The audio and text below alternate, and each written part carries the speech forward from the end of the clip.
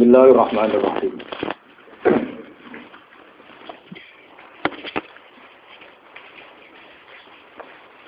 Niki kula waca nih. Bismillahirrahmanirrahim. Bab hukmi man. Ono ya. Farraqa amral muslimin wa huwa mustami'un. Bab hukmi man utawi kibab nerangno hukume wong.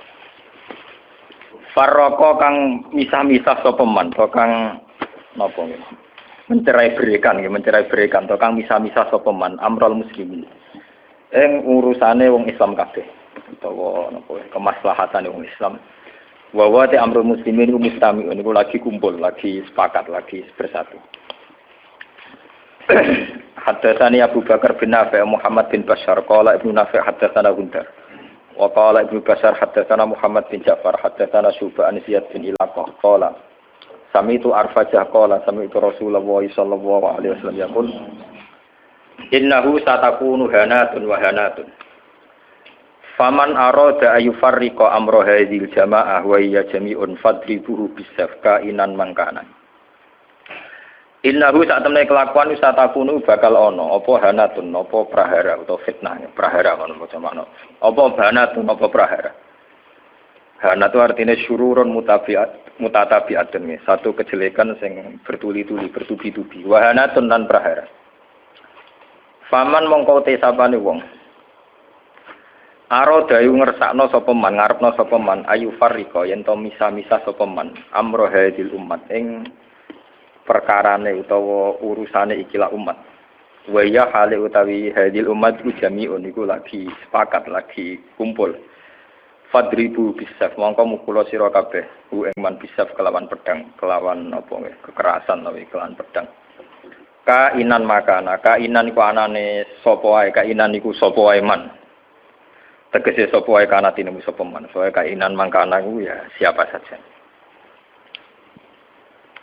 Niki kula waca niku nggih napa kula sekali mukadimah nggih. Bismillahirrahmanirrahim. Niki kula terangaken terus niki terusno ngaji wingi sing teng Bukhari.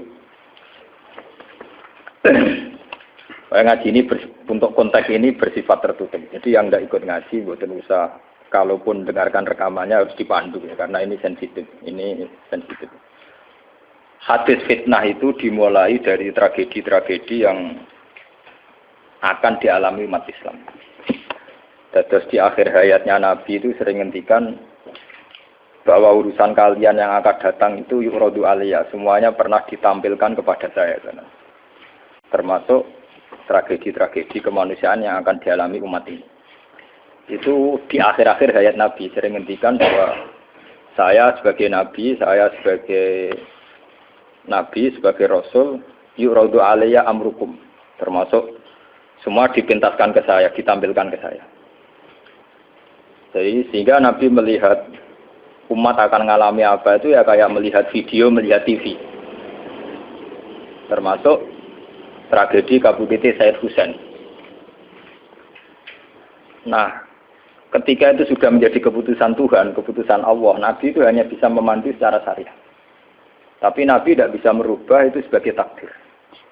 Ya kalau mukadimah ini, Nabi sebagai Nabi, karena itu sudah diketahui sebagai takdir Allah itu, ya hanya melihat itu sebagai takdir. Tapi tidak bisa merubah takdir itu, hanya memandu secara apa? Syariah. Nah, panduan secara syariat itu dimulai dari misalnya sataf tariku umati salasan wasabina firqah, bahwa umatku nanti akan menjadi 73 kelompok. Semuanya sesat di neraka kecuali satu. Ya, Nabi hanya punya panduan satu itu siapa ya Rasulullah? Qol ma'ana alihil yawma wasabi. Orang-orang yang berpegangan sunnah saya dan sunnah para sahabat. Nah, itu banyak hadis-hadis di akhir hayatnya Nabi itu sering pesan begitu. Nah, coba tengah sini jenengan kalkulasi malih. Ini kan teng Bukhari diterangkan. Ketika banyak fitnah, itu ngendikane Nabi ini kan dipandu talzam jama'atal muslimin, kita harus ikut mayoritas. Ini urung ana tenan. Apapun kecewa sampeyan terhadap komunitas tertentu atau partai tertentu atau ormas tertentu, kita harus ikut mayoritas. Mulane kalau ngaji teng putih-putih saya bilang, saya sebagai orang alim, kemungkinan saya itu kalau ndak NU ya Muhammadiyah, selagi NU Muhammadiyah itu mayoritas ya saya kalau ndak NU ya apa? Muhammadiyah. Partai juga gitu, saya ikut partai yang mayoritas, yang mainstream, yang umum-umum. Karena bisa dihitung ya, kalau setiap kebenaran itu diekspresikan lewat partai atau lewat ormas tertentu, berapa sih kebenaran bisa kita lakukan? Kita tidak usah nyebut contoh ya, misalnya sampean meyakini satu kebenaran A dan B, kemudian bikin partai. Paling panter kamu sebagai manusia atau hanya bisa melakukan A dan B. Ada partai tertentu yang ingin memperjuangkan kebenaran tertentu. Paling banter hanya memperjuangkan 1-2 bentuk kebenaran. Nah, masalahnya ketika semua ini punya ruang gerak untuk bikin kelompok, kelompok ini akan menjadi banyak dan nggak terkendali. Semuanya punya bendera sendiri, punya partai sendiri, punya ormas sendiri. Coba sekarang itu sampean kalau melihat di berita-berita, berapa kelompok yang atas nama karena Nabi serbanan hitam merasa harus serbanan hitam. Karena ada riwayat bahwa Nabi itu pilokan, terus kemudian mereka kalau sudah pakai pilok merasa mengikuti sunnah Nabi. Yang nggak pakai pilok, enggak. Memang Nabi itu pakai semir. Dulu semua riwayat mengatakan Nabi Abu Bakar semua itu pakai semir. Ya gaul, Nabi lah itu pakai semir. Dan Nabi juga udah pakai semir. Tapi semir yang sunat itu memang merah. Di kitab-kitab fikih semir yang sunat apa? Lho iki sing nate ngaji fikih semir ireng malah haram to. Sing sunat apa? Nah, jadi misalnya dari KNO atau semir ada apa gitu, ada wah, gaul banget. Akhirnya ada kelompok tertentu niru semirane Nabi terus kayak kelompok tertentu. Begitu terus. Nah itu kalau kita turuti itu akan menjadi faksi-faksi, kelompok-kelompok kecil yang akan menyulitkan. Sebab itu Nabi mandu kalau sudah fitnah banyak itu talzam jama'atul muslimin. Kamu harus ikut mayoritas.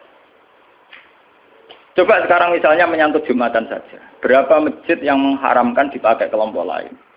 Dan berapa masjid yang digeruduk, dirubuhkan oleh kelompok lain pula?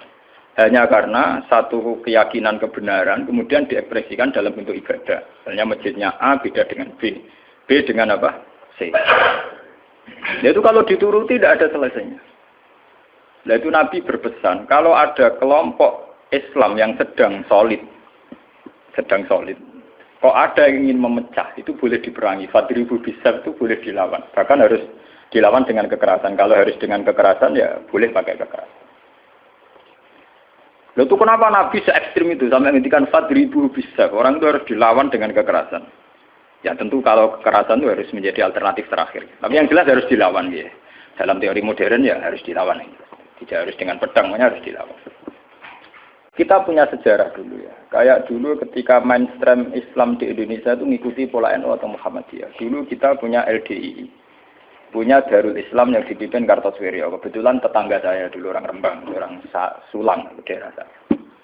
Kemudian ada gerakan Aceh Merdeka. Kemudian ada Junduwo. Ada kelompok-kelompok yang karena terinspirasi oleh Islam, termasuk kelompok bom bunuh diri dan sebagainya. Kemudian mereka menjadi firqah hanya karena meyakini 1-2 kebenaran yang ingin diperjuangkan. Tapi kelompok ini kan tidak mayoritas terus risikonya kan kurang komunikasi, kurang konsultasi, kurang silaturahim dengan kelompok lain. Nah itu repot. Sehingga kayak di Mekah ada Wahabi, di Mesir ada Ikhwanul Muslimin, di Palestina sendiri ada Hamas, ada Al-Fatah, di Syria ada Amal Syiah, ada Syiah Imamiyah. Di Indonesia sendiri semenjak era kebebasan berbagai front-front ya banyak sekali. Semuanya mengatasnamakan apa? Memang kita terima kasih dalam hal tertentu yang diperjuangkan. Kita fair terima kasih. Tapi bahwa kemudian saat kelompok itu melawan mayoritas mainstream Islam di Indonesia kayak NU Muhammadiyah, itu mereka punya semangat itu baru berapa hari. NU Muhammadiyah merawat Islam di Indonesia itu sudah puluhan tahun.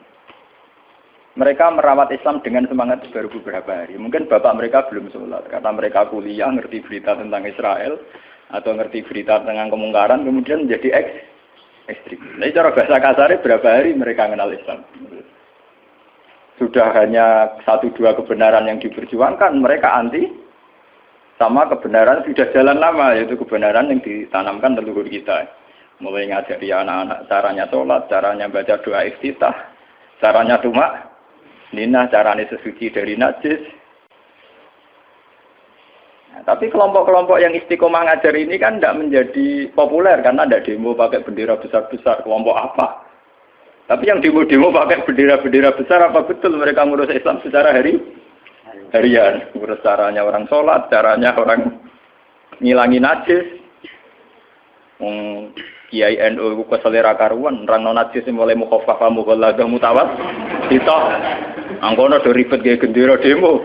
Ya ora tempat ge gendera to, Medina ku mulang urusan apa? Najis. Mulang kate jelimete ra karuan. Ana muktada mutamayiza mukhayyilah tahayyirah sampai mbono sing gamun akhlak aqua ambek ora aqua. Iku entek energi menapa? Entek. Lah itu dulu fenomena kelompok itu kata Nabi, secara syariat itu dipandu. Kamu harus ikut mayoritas kata Nabi. Ketika banyak fitnah, kamu harus ikut mayoritas. Mun sak niki dihitung, ini ngaji tenan gitu. Tapi ini tertutup ya, artinya ngaji. Zaman hitung mawon.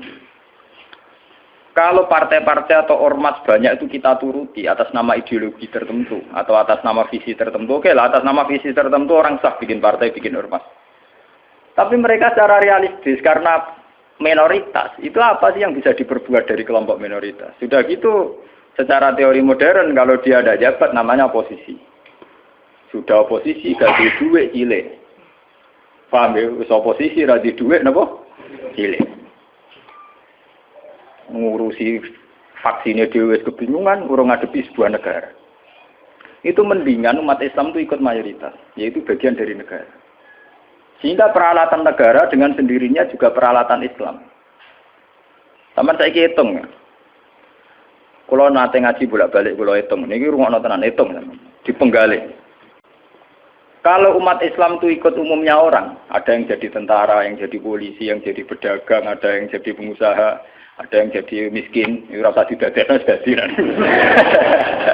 Kalau itu enggak usah proses penjadian, sudah jadi sendiri. Lama. Karena itu mengakui Islam yang hanya bunyal Islam ala khamsin. Ini rungokno tenan iki ngaji. Saya bertaruh betul. Saya bertanggung jawab di depan Allah. Kalau mereka mengikuti Islam dengan kaidah Nabi saja, yaitu hanya bunyal Islam ala khamsin, bahwa Islam itu dibangun atas 5 hal, yaitu syahadat la ilaha illallah wa anna muhammadar rasulullah wa iqamis shalat wa ita'iz zakat wa shaumi ramadan wa hajjil baita man istata'a ilaihi sabila. Itu tidak menerangkan partai politik, juga tidak menerangkan sebuah bentuk negara, juga tidak menemukan formasi negara, formula sebuah negara. Itu enak. Artinya enak itu misalnya kalau misalnya kayak Ruhin Madun mau dibunuh orang Israel karena bagian dari bangsa Indonesia, negara harus melindungi. Atas nama dia bagian bangsa Indonesia. Karena dia ngakui konstitusi negara, dia warga yang baik. Maka ketika Ruhin Madun mau diculik Israel, itu negara harus melindungi dengan peralatan negara. Itu beda dengan kalau Ruhin Madun gaya faksi tertentu. Anti negara, negara balane Amerika. Ini gaya faksi tertentu anti Israel. Gaya bambu runcing dhewe. Gawe senjata rakitan. Terus digo nyerang Israel. Itu kalau diserang Israel, itu negara harus tanggung jawab. Toh kamu tetap kalah karena minoritas. Kula wingi pas ngaji teng Demak, teng kanca-kanca sing nderek kula omong. Kita secara ideologi bersimpati ya sama kelompok-kelompok yang melawan kebatilan. Tapi kalau kelompok itu kecil dan beda dengan negara, itu resikonya negara harus tanggung jawab. Ya kan kita cerita ilmiahnya saja. Ini bukan menyalahkan siapa-siapa. Kita cerita ilmiahnya saja. Banyak faksi-faksi kecil kayak kasus di Sudan, di Khartoum, di Darfur, di Rwanda, di Kenya. Itu sama kalau melihat berita di Kenya, di mana itu yang sering ada penculiknya itu yang Somalia ya. Somalia. Kelompok-kelompok kecil ini kan bikin satu faksi yang anti negara. Terus mereka atas nama kebenaran yang diyakini bikin gerakan tertentu. Hamas juga beda dengan Al-Fatah sebagai penguasa, yaitu karena presidennya dari kelompok apa? Fatah. Itu untuk menghadapi musuh itu repot, karena dia tidak dihitung sebuah negara, tapi dihitung sebuah kelompok. Tapi kalau para kiai itu ikut bagian dari negara, itu yang harus melindungi negara. Sehingga dengan sendirinya, kalau kita bagian dari negara kayak Ruhin Madun, ya ikut punya Kodam Brawijaya, ikut punya Kodam Diponegoro, ikut punya Pangdam Jaya. Karena negara harus melindungi rakyatnya dan itu rakyat yang sah karena tidak rakyat yang mau bikin kelompok yang anti negara. Jadi hitung-hitungan strategis. Sebab itu sejarah Wali Songo itu tidak ada yang tidak ngakui sistem negara. Dulu ketika Sunan Ampel itu dapat Ampel Denta itu bagian dari Majapahit. Ketika beliau ingin bikin negara juga ngakui sistem pola negara. Yaitu pola negara saat itu harus dipimpin seorang raden sehingga Sunan Ampel tidak nyuruh wali-wali yang lain tapi nyuruh Sunan Raden Sinten Fatah. Begitu terus zaman Basim Asari juga ikut masumi. Ngakui proses bernegara secara konstitusional sehingga Basim ya ikut masumi saja, ikut kelompok bagian dari negara. Dulu ketika era Soekarno ya ada kabinet K4 termasuk NU yang ngakui proses hukum negara. Karena dengan NU ikut partai politik dan bagian dari negara itu kalau diserang Malaysia atau Portugal ya pada karo nyerang Indonesia. Itu beda dengan kita misalnya kecewa sama negara terus bikin kelompok tertentu yang anti negara. Itu kalau kelompok lain nyerang ya kamu sebagai kelompok bukan sebagai negara. Dan itu risikonya tinggi. Artinya secara syariat itu Nabi benar ketika memandu talzam jama'atul muslimin. Kamu ikut kelompok mayoritas orang Islam. Tidak orang mukmin. Muslimin itu lebih preman. Muslim itu ya preman mlebu, gento ya napa? Mlebu, momene sing kaya kula ora pati gento malah mlebu. Lho nggih karena aturan Islam, kalau dalam terminologi agama, muslim itu kelasnya itu paling rendah, paling umum. Karena kelas pertama itu Islam, terus iman, terus ihsan. Makanya di Quran itu qalatil a'rabu amanna. Qul lam tu'minu walakin qulu aslamna. Lah di Quran qalatil a'rab amanna. Wong desa muni amanna. Sakjane urung level e muni amanna. Lagi aslam. Nah, padahal Nabi nyuruh talzam jama'atul muslim. Wis pokoke melok umume wong Islam. Mana kula nu pun bolak-balik cerita. Saya ini termasuk ulama yang mboten nate salat tahiyat masjid dua orang. Mergo umume wong ra salat yo melok ra salat. Saking kula lho nggih, tapi aja tiru lho. Karena saya begitu berangkat dari muatan ilmu saya gitu loh. Jadi orang krana kaslan tak hitung secara strategi menapa. Nah, toko-toko kula tak ngene kula seneng. Wah, cocok ngene Gus Ba, umume wong. Kula anggere iso nggih biasa, marung nang pasar nggih biasa, santai mawon. Nanti bakulnya nggih bangga. Gus Ba sering jarang mriki. Aku lho ora urusan ana cerita ulama marung muruah ana buan. Pokoke umume wong Islam ku marung ya napa? Marung. Termasuk umumnya kasus tidak duwe. Agar gak temen-temen. Misalnya nyenengi tonggo selingkuh, agar gak temen-temen. Pokoknya saya ngomong-ngomong mah. Ini penting ya. Kenapa saya mengatakan ini penting? Jika kamu ngitung umat Islam yang soleh saja, maka mayoritas Islam di Indonesia itu hanya 2%. Paling sing soleh orang Islam hanya 2%. Jika kamu ngitung yang agak soleh, maka paling jumlahnya 10%. Coba kalau kamu hitung, pokoknya yang ber-KTP Islam, maka jumlah kita bisa 80%. Aku seneng darani Islam 2% apa 80%. Meskipun resiko 80% sing keramat tungkak, sing doli, Islam kabeh KTP-ne. Dulu kalau Jakarta kan keramat tungkak, kalau Surabaya doli, Jogja Bunti, Pasar Kembang, Pasar. Nah kalau nanti penelitian, kalau ini kan termasuk itu memang resikonya dihitung kabeh itu yang mlebu kan. Tapi kamu bisa 80%. Sehingga karena jumlah mayoritas 80% dengan ngitung WTS, lonte, gento dan sebagainya, itu tetap menjadi mainstream. Presiden harus Islam karena dihitung 80%. Coba kamu nuruti kesalahan sepihak, maka Islam jumlahnya hanya 2%. Maka berarti presiden cek kafir, cek Kristen nggak masalah karena jumlah umat Islam itu mau orang ini bu anggap Islam ra penting, Islam ra kanggo mergo WTS. Ya, tapi akhirnya gara-gara rabu itu jumlah orang Islam mau 5%. Resikonya di presiden Kristen ya masalah karena mau dihitung. Coba kalau kamu tetap hitung semua, itu tetap 80%. Akhirnya kita tegak sebagai mayoritas. Memang samu madun Islam mayoritas sudah ditopang Islam BTS maling dan sebagainya. Bedene kiai lah. Kita berdiri tegak sebagai mayoritas itu ditopang Islam sing dualan sing gubendo-gendo. Dari apa kita tegak sendiri? Sebab itu Nabi memandu. Kalau kelompok sudah bulat, itu tetap kita ikut mayoritas saja. Talzam jama'atul muslimin. Itu ngaji kita. Makanya wa huwa mustami'un. Kita masih sepakat bahwa Islam itu harus jalannya bunyal Islam ala khamsin. kita mengikuti panduan hadis sahih bahwa Islam hanya bunyal Islam ala khamsin. Yang namanya Islam itu ya hanya syahadat, sholat, zakat, puasa dan haji. Titik. Nah, bahwa ini cerita ilmu sosiologi. Bahwa kita ingin punya presiden Islam, bupati Islam, gubernur Islam, itu bawaan psikologi mayoritas. Itu eleng-eleng, bukan ideologi Islam. Saya sebagai ulama bertanggung jawab terhadap mazhab ini. Kita ingin presiden Islam, bupati, gubernur Islam, legislator Islam, itu bawaan kita sebagai mayoritas. Karena kita sebagai mayoritas, tentu presidennya dari kelompok mayoritas, yaitu Islam. Andai kan Islam kita itu di NTT, andai kan Islam kamu itu di Ambon atau di Bali, kamu tidak akan, misalnya Madun sekarang dibantu. Tersinggung ketika bupatinya ada Islam. Coba kalau kamu ditekdir jadi orang NTT. Paling bupati ini Kristen yang penting nggak merubah masjid. Misalnya Mustafa begini hidup di Amerika, dia paling pikirannya kan dia tidak mensyaratkan presiden Islam, ya nyaratno gubernur Islam.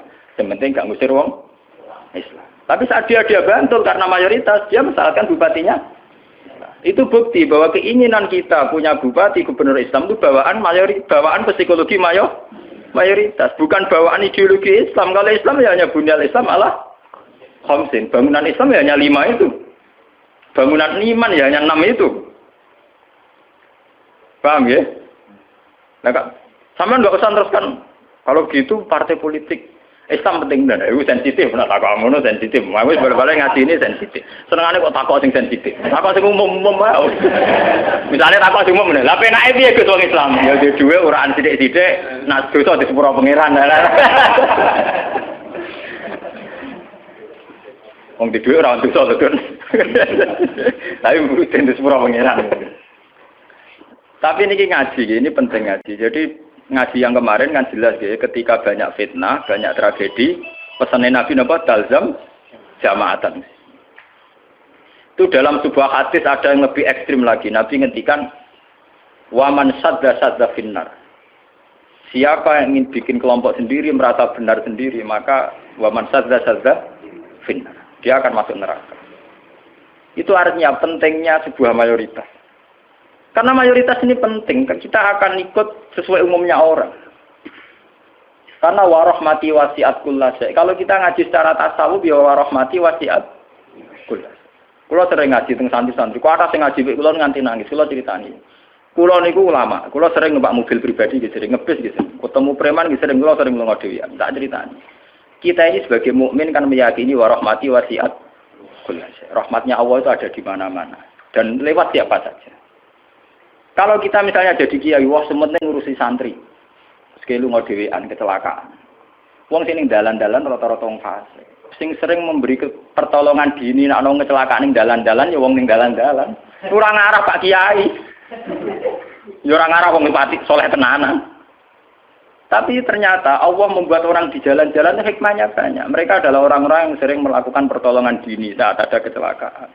Mereka adalah orang-orang gara-gara ning dalan-dalan ana kesasar takok alamat ditakoki. Kowe tahu di ganjaran zona alamat wong kesasar. Mergo kita ora tahu ning dalan. Tapi ternyata rahmati Allah dilipat wong ning dalan-dalan. Kita lunga ning ndi karo alamate takok orang yang di jalan. Kita harus iman karo rahmati wasiat kullah. Rahmatnya Allah di mana?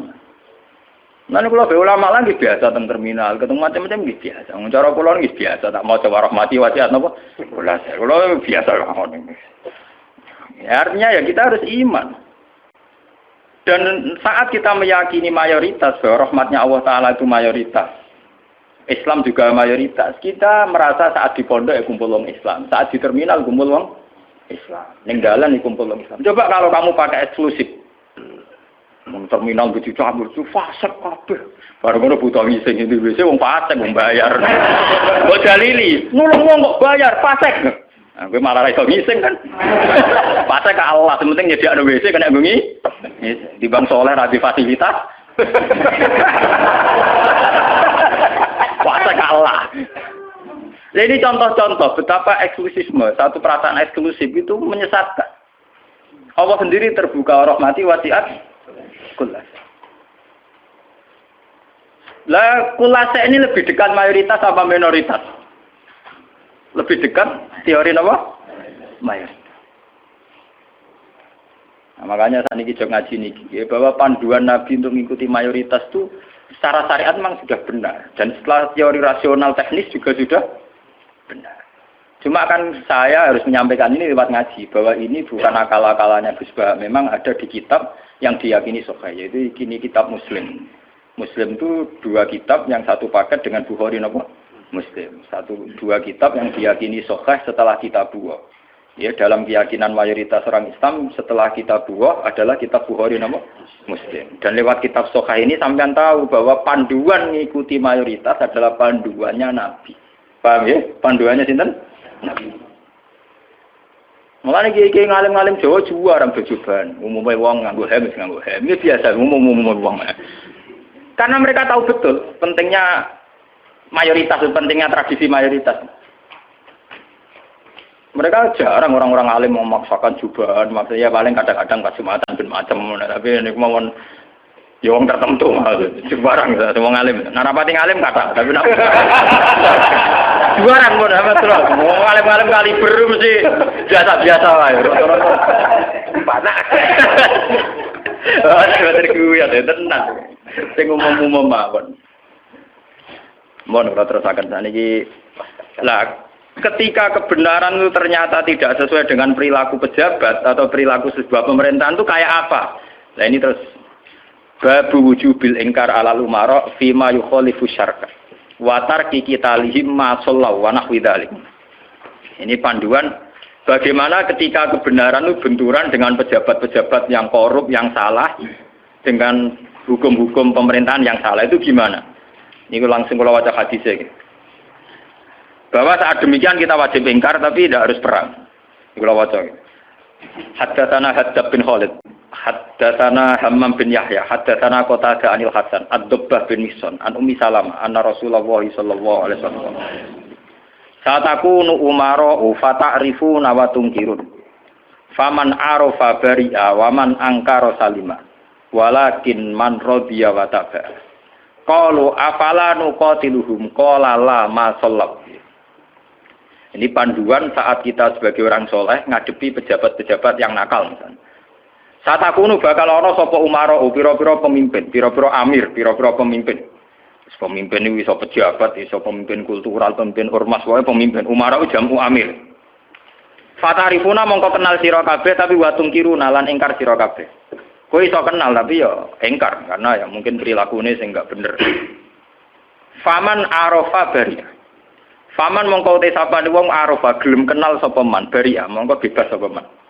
Maksudnya kenal yo terus iso milah-milah mana yang baik, mana yang buruk.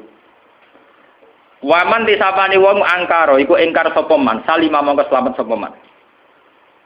Kowe ra kenal bupati utawa gubernur utawa pejabat sing korup sing nakal. Iku sing ingkar selamat. Lah sing ra selamat sapa? Melane mati korupsi ini iku. Walakin man radiya wa walakin man radiya. Tetapi ini sing ra selamat yo ridho cocok wa taba ya anut wah cocok enten. Mergo untuk bagi bagian. Sasaru ngono tuh biasa wae. Biasa wae perkara ngene ae. Walakin man radiya napa? Wa taba. Lah ini antike Nabi. Beliau yaitu tadi ikut mayoritas. Nabi ditanya, "Qalu ketika kita melihat pejabat yang mungkar, yang enggak bener, afala nuqatiluhum? Ana ta ora merangi kita hum ing umara? Napa boten diperangi mawon ya Rasulullah? Kudeta mawon." Kala dawuh sapa Nabi, "La ojo." La ojo. Masallahu selagine mereka ijek salat. Ini menunjukkan bahwa ini loh, ini hadis sahih bahwa ajaran Nabi untuk melihat kemungkaran itu tidak ada yang ajarannya itu disuruh revolusi pakai kudeta itu tidak.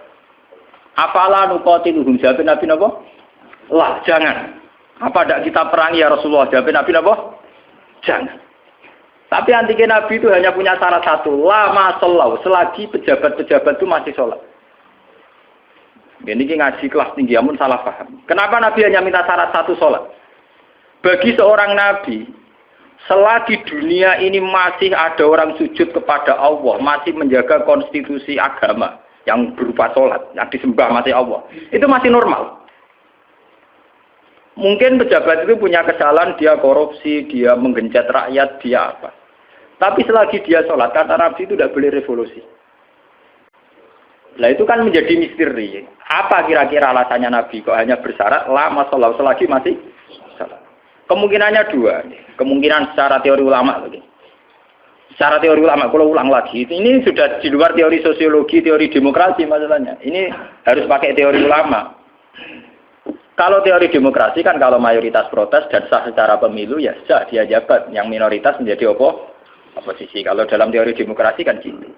Cuma kalau namanya teori demokrasi kan kalau satu Indonesia maling semua terus partai maling mayoritas ya yang jabat harus maling.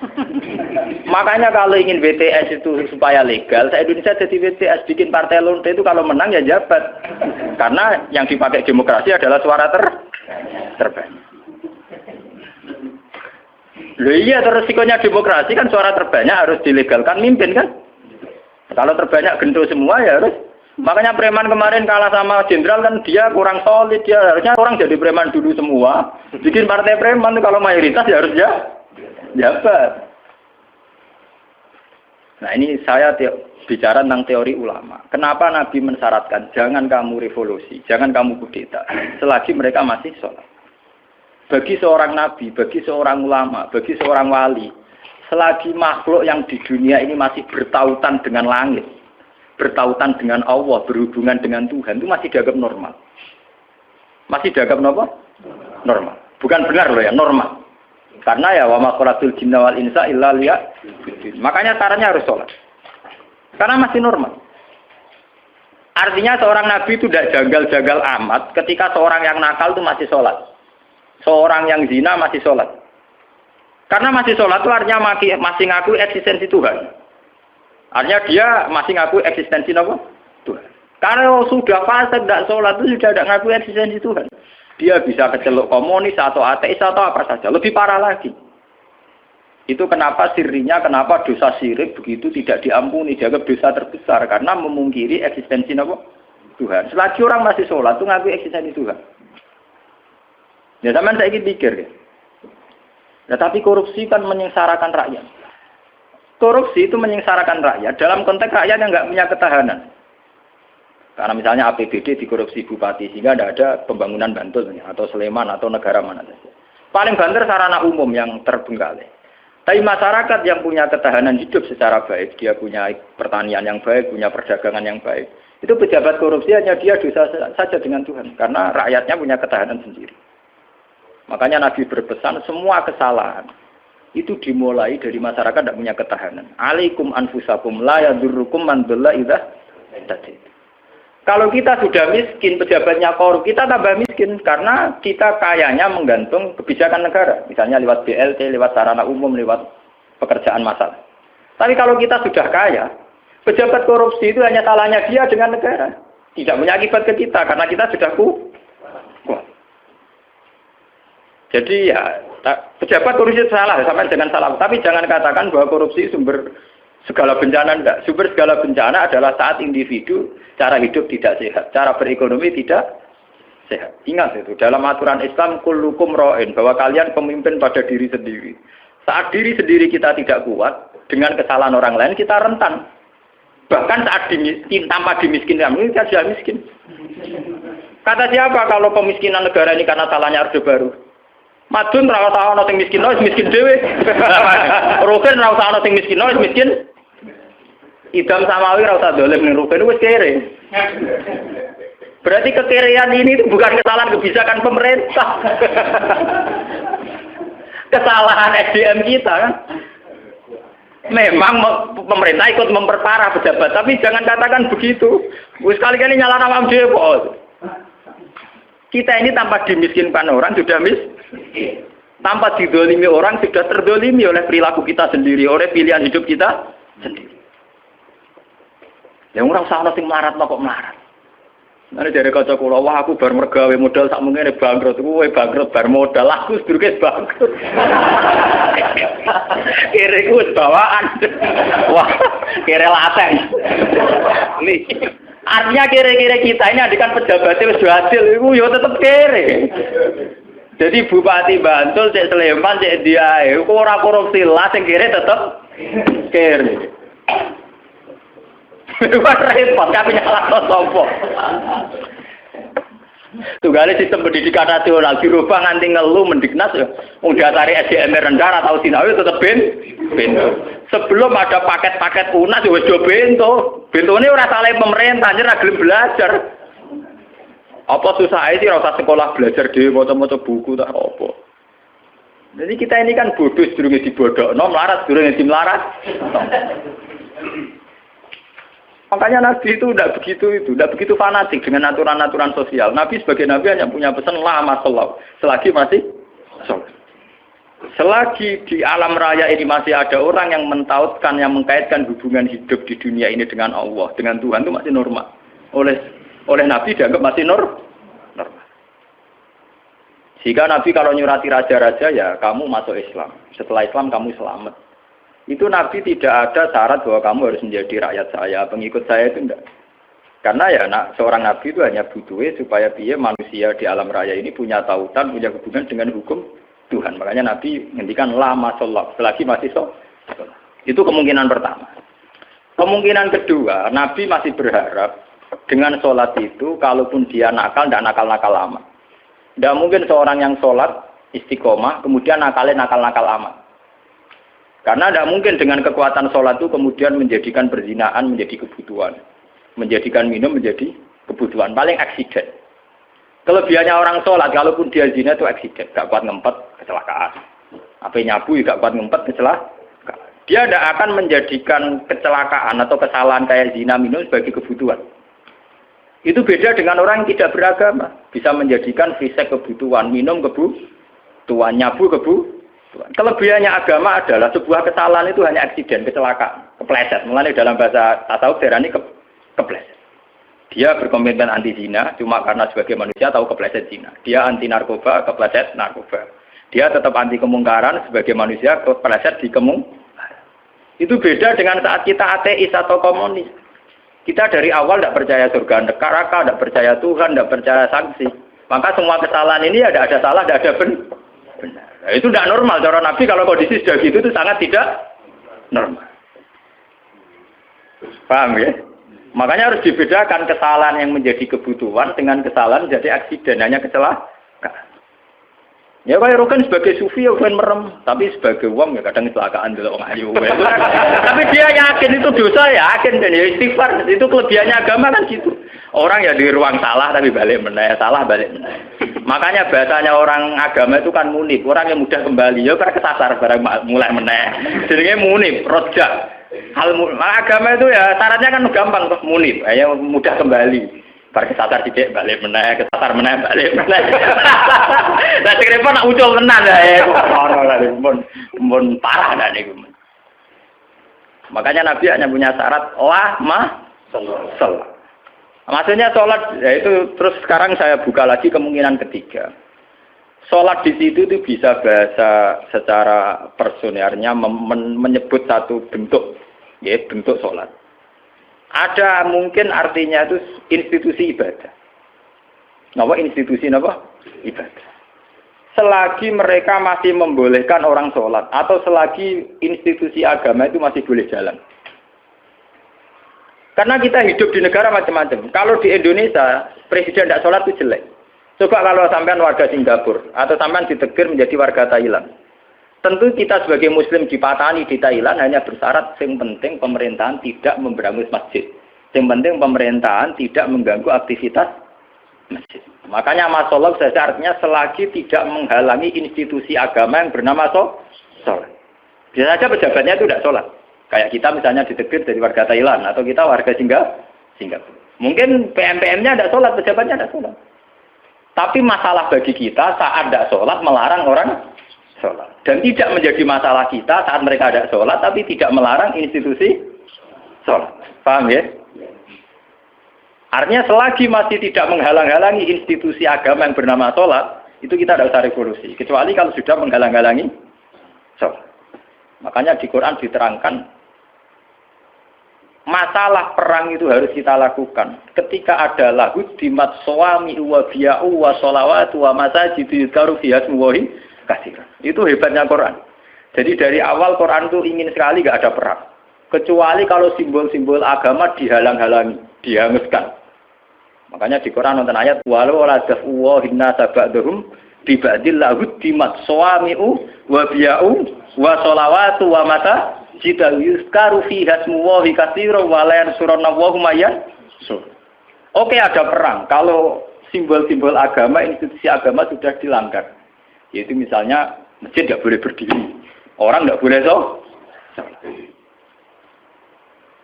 Nah kita sebagai ulama, sebagai seorang muslim, perhitungan kita sederhana. Selagi bangsa Indonesia atau pejabat Indonesia tidak menghalang-halangi institusi yang bernama sholat, ibadah, kita harus mengakui itu pemerintahan yang sah. Karena kita sebagai orang yang beragama, hitung-hitungan kita sholat saja. Orang untuk duit atau orang pokoknya kalau itu hitung-hitungan ya aku nak umat ulama itu ya yang ini gitu nak umat gendone ya ngitung duit ya karena umat mari dosanya kan mau eksiden umat kecelakaan orang laten orang dosa apa kan orang komunis kan kita ada komunis orang makanya lama sholat itu bisa saja artinya yang penting institusi sholat itu tidak terganggu. Makanya banyak dulu ulama-ulama dulu yang hidup di Tashkent, di Azerbaijan. Dulu Imam Bukhari itu orang mana? Sampean kira orang Bukhari itu orang Mekah atau Madinah? Tidak, dia orang Azerbaijan. Sekarang ikut Tashkent. Makanya kalau kitab-kitab dulu namanya As-Samarqandi. Samarqandi itu Tashkent. Sekarang kalau tidak ikut Ukraina atau Azerbaijan, makanya kawasan sana di Bukhara. Itu dulu ya biasa saja mereka punya raja yang tidak Islam atau apa. Biasanya taruhannya saja itu baik, tidak menghalangi orang sholat. Makanya dulu Nabi ketika di Mekah ya biasa hijrah ke Habasah ke Ethiopia. Saat itu rajanya tidak Islam. Nabi mengira diperlakukan secara baik. Artinya saat Nabi beragama tidak dilarang. Ternyata di Ethiopia, di Habasah saat Nabi beragama dilarang. Artinya ukurannya itu tidak harus Islam. Tapi yang penting saat kita beragama tidak dihalang-halangi. Paham ya? Dalam tarikh kita kan begitu tuh. Makanya Nabi perhitungannya satu. Dalam kekecewaan kita terhadap pejabat, terhadap pemerintah, yang penting jangan ada kudeta. Jangan ada revolusi yang berdarah-darah. Lama sholat. Selagi masih ada sholat.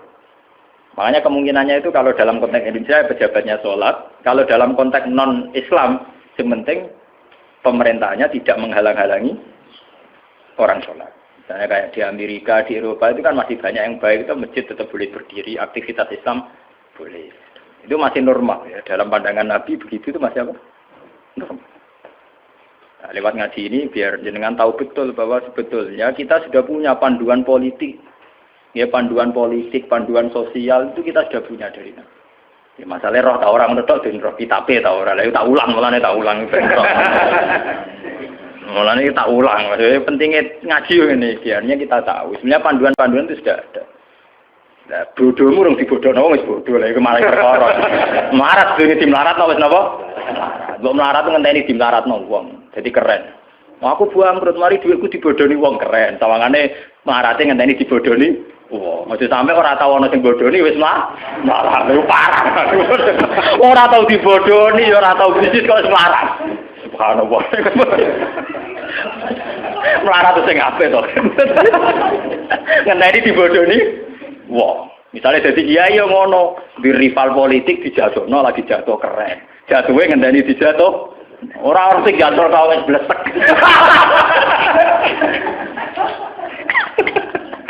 Mau ya jatuh ngendani orang sing jatuhno tau kan lumayan. Sawangane orang sing dikambing hitam. Mau dhisik dadi kiai gara-gara disaingi ku terus ambles. Ora ono sing nyai kok wis ambles. Waduh. Wah jatuh sing terhormat, melarat sing sopan sithik urip. Dadi walakin marradhiya wa ta.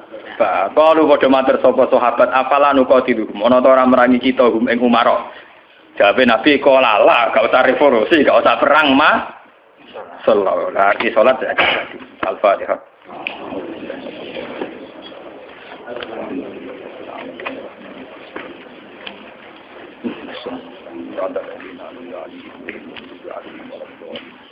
Bismillahirrahmanirrahim.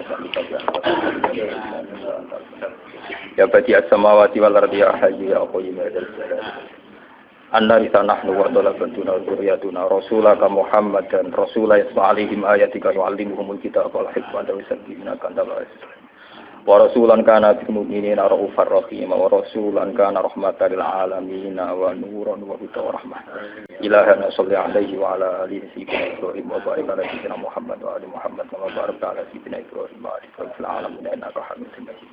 Allahumma yassir lana kulla amrin asir fa inna taysira al-asir alayka yassirna kala ma tashawwur. Allahumma yassir lana kulla amrin asir fa inna taysira al-asir alayka yassirna kala ma tashawwur. Allahumma yassir lana kulla amrin asir fa inna taysira al-asir alayka yassirna kala ma tashawwur.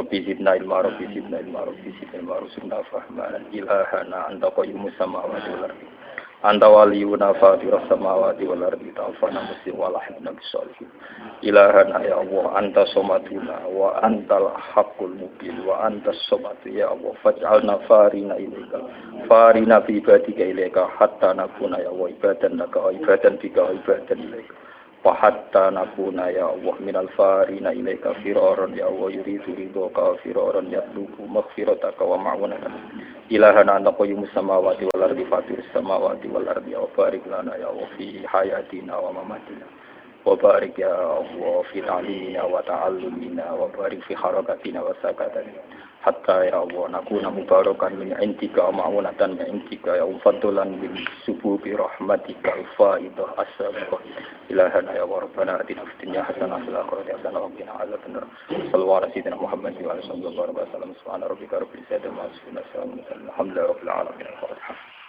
bismillahirrahmanirrahim rahmanirrahim الذين أنعمت عليهم غير المغضوب عليهم ولا الضالين